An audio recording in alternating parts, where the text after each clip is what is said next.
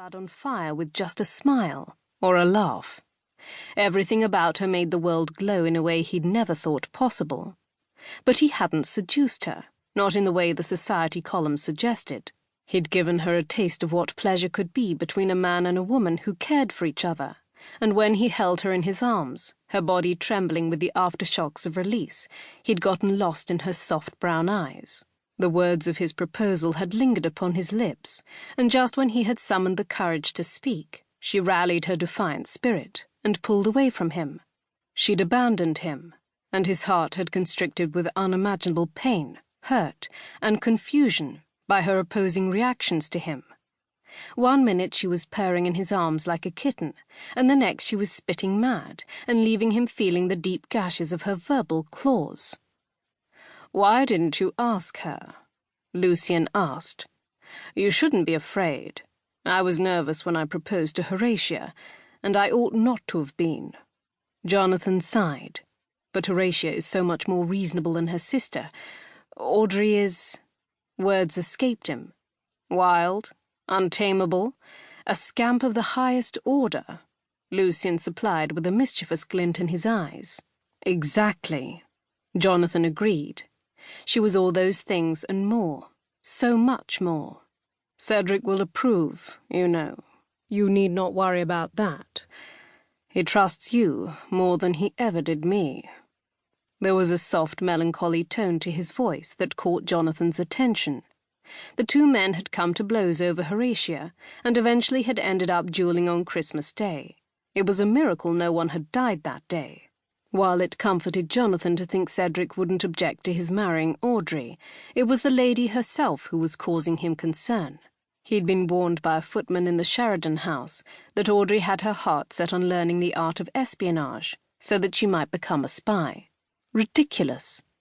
Could it be that which had driven a wedge between them?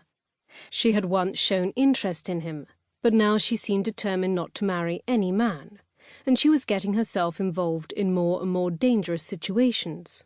The strong sting of Audrey's rejection brought him back to Lucien's words.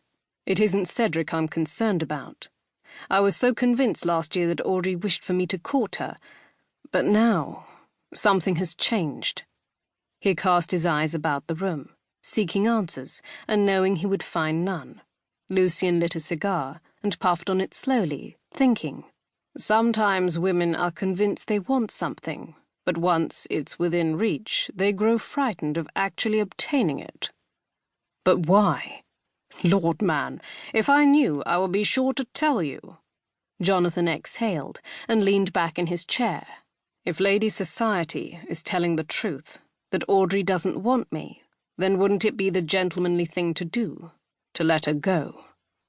Lucien set his cigar into a nearby tray and leaned forward, resting his elbows on his knees as he pressed his fingers together in contemplation. Then he gazed intently at Jonathan. Lucien was in his early 30s and had seen and done much in the world. Jonathan was a lad by comparison, at only 25 years of age. He trusted whatever advice his friend could offer. "I think you shouldn't let her go. She's hurting. Something happened, and she's giving up. But you shouldn't. Horatia was much the same with me. I said some foolish things, did even more foolish things, and rather than lash out, she retreated from me. There's a chance Audrey is acting like her sister. I've seen how Audrey looks at you when she thinks no one is watching. There are stars in her eyes, my boy, and if you want her, then take her." Jonathan's smile was sad. He was too full of foolish hope, and he knew it. "Stars in her eyes. She acts frivolous when it comes to love, but she's a true romantic. She's the kind of woman who rescues kittens from the rain, who seeks to clothe and feed the helpless, and who crusades for what she believes in. She's not unlike Our Lady Society, I suppose." He waved a hand toward the paper that Jonathan still held, and his lips twitched. "A woman like that deserves a champion who will fight at her side, and who won't betray her noble causes. If you are that man, then I say, go after her, at any cost." Jonathan set the crumpled paper down on the table, smoothing out the pages as he